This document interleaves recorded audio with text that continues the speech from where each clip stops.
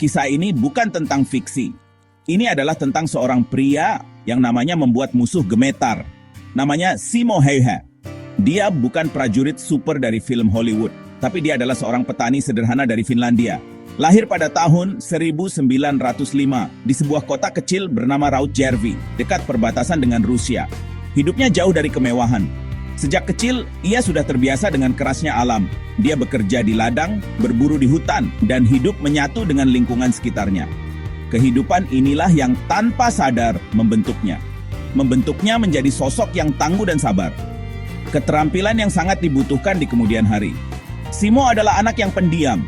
Dia tidak banyak bicara, tapi lebih banyak bekerja. Keterampilannya dalam menembak mulai terasa, bukan di akademi militer, melainkan di halaman belakang rumahnya dan di hutan belantara Finlandia. Dia sering ikut kompetisi menembak lokal, dan dia selalu menang. Orang-orang di desanya sudah tahu, kalau Simo memegang senapan, targetnya pasti kena. Dia memiliki bakat alami yang luar biasa.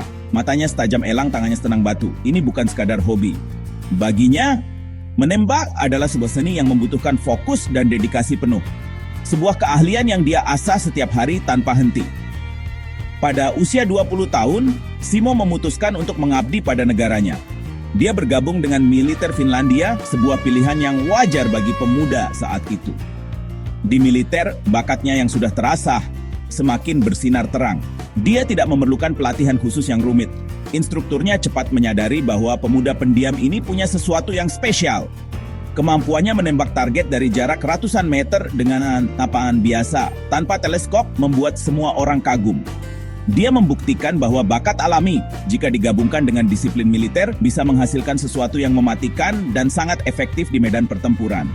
Sebelum Perang Besar pecah, Simo bertugas di Garda Sipil Finlandia.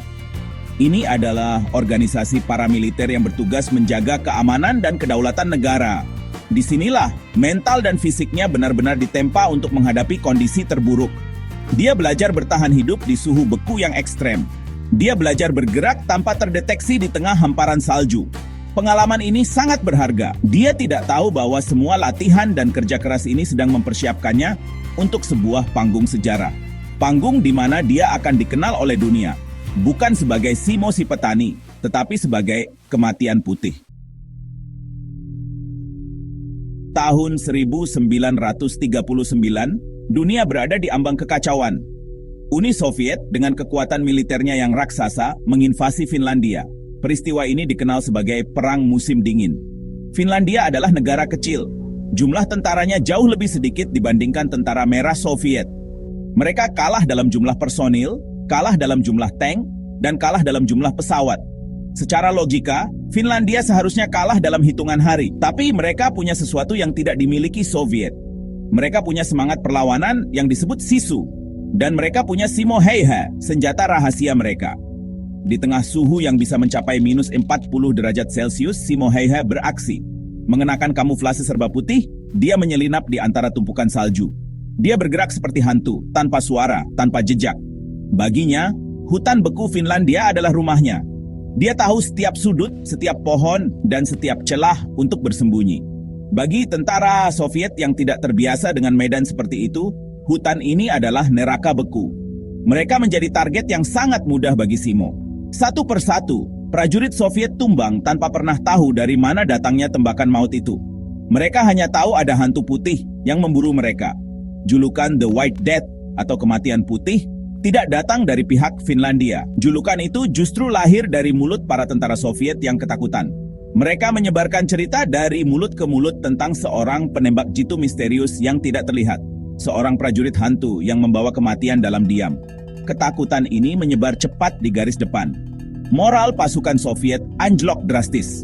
Mereka bahkan sampai mengirim tim khusus dan penembak jitu tandingan hanya untuk memburu satu orang, Simo Häyhä. Namun, semua usaha mereka sia-sia. Simo terlalu lihai dan terlalu mengenal medannya dengan sangat baik. Rekor Simo Häyhä sungguh di luar nalar.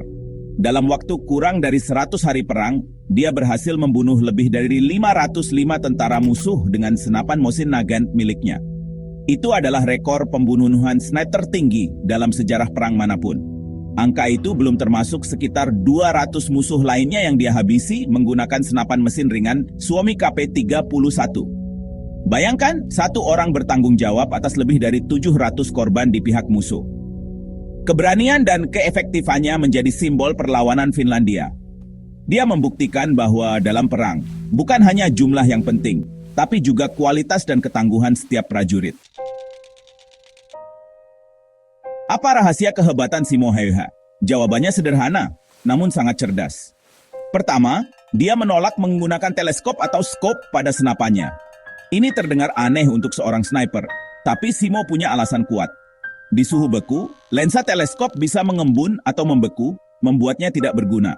Selain itu, kilatan cahaya matahari yang terpantul dari lensa bisa membongkar posisinya kepada musuh. Dengan hanya menggunakan bidikan besi standar atau iron sights, dia bisa tetap tidak terdeteksi. Dia juga bisa mengangkat kepalanya lebih rendah, membuatnya menjadi target yang jauh lebih kecil dan sulit untuk dilihat oleh musuh. Metodenya di lapangan sangat disiplin dan penuh perhitungan. Sebelum mengambil posisi, Simo akan memadatkan salju di depannya. Tujuannya adalah agar saat dia menembak, semburan dari laras senapan tidak menerbangkan butiran salju ke udara. Gerakan sekecil apapun bisa menjadi petunjuk bagi musuh. Tidak hanya itu, dia juga punya kebiasaan unik. Dia akan memasukkan segumpal salju ke dalam mulutnya. Ini bukan tanpa alasan. Tujuannya adalah untuk mendinginkan napasnya, sehingga uap hangat dari mulutnya tidak terlihat di udara dingin dan membongkar tempat persembunyiannya yang sempurna. Simo juga seorang ahli dalam memanfaatkan lingkungan. Dia tahu persis bagaimana menggunakan cahaya matahari yang minim dan bayangan pepohonan untuk menyamarkan dirinya. Ukuran tubuhnya yang tidak terlalu tinggi, hanya sekitar 160 cm, justru menjadi keuntungan besar. Dia bisa dengan mudah bersembunyi di lubang-lubang salju atau di balik gundukan kecil tanpa terlihat. Dia seringkali harus menunggu berjam-jam dalam posisi yang sama, menahan dingin yang menusuk tulang, hanya untuk satu tembakan yang sempurna. Kesabaran dan daya tahan fisiknya benar-benar melampaui batas manusia biasa. Ini adalah bukti nyata dari tempaan hidupnya sebagai seorang petani dan pemburu. Strategi ini terbukti sangat mematikan. Tentara Soviet yang menjadi targetnya seringkali tidak punya kesempatan. Mereka tumbang satu persatu, menciptakan kepanikan massal.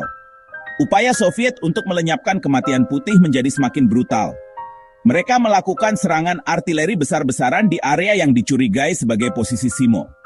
Namun, Simo selalu berhasil lolos. Keberuntungannya seolah tak ada habisnya. Sampai pada suatu hari, takdir berkata lain. Pada 6 Maret 1940, sebuah peluru peledak dari tentara Soviet akhirnya berhasil mengenai wajahnya, menghancurkan rahang dan pipi kirinya. Simo Häyhä ditemukan oleh rekan-rekannya dalam kondisi tidak sadarkan diri dengan separuh wajahnya hancur. Mereka mengira dia sudah tewas. Namun semangat hidupnya ternyata sekuat kemampuannya di medan perang. Dia selamat, meskipun harus menanggung luka yang sangat parah. Simo mengalami koma selama seminggu dan terbangun tepat pada hari ketika perang musim dingin berakhir. Dia harus menjalani banyak sekali operasi untuk merekonstruksi wajah dan rahangnya. Meskipun karier militernya berakhir hari itu, legendanya justru baru saja dimulai. Dia telah melakukan tugasnya dengan sangat luar biasa. Setelah perang, Simo Häyhä kembali ke kehidupannya yang tenang. Dia dianugerahi banyak medali kehormatan, termasuk medali tertinggi Finlandia, Cross of Kola. Dia kembali menjadi seorang petani dan peternak anjing mus. Dia tidak pernah menyombongkan pencapaiannya. Ketika ditanya apa rahasianya, dia hanya menjawab dengan rendah hati, latihan. Baginya, apa yang dia lakukan di medan perang adalah sebuah kewajiban. Sebuah tugas untuk membela tanah airnya dari invasi.